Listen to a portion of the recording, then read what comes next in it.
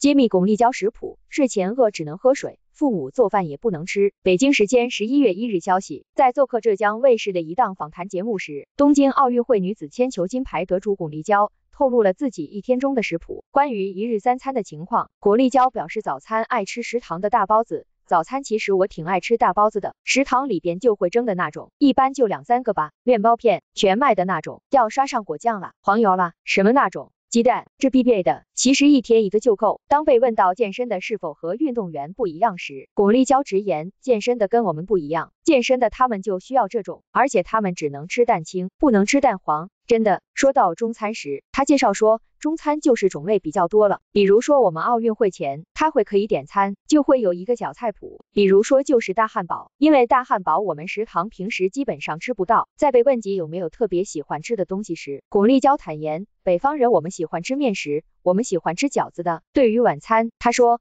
晚餐的话应该少吃点，但是可能有时候忍不住会多吃点儿。巩立姣表示，自己大概10点到11点之间就会睡觉了。巩立姣还谈到了运动队对食品的管控问题，因为我们食堂的所有的食材都是经过检测的，就是不检测完，我们是不能用的，所有的全是检测过的。我们对于这种就是外来的这种，比如就我们叫兴奋剂，就是零容忍。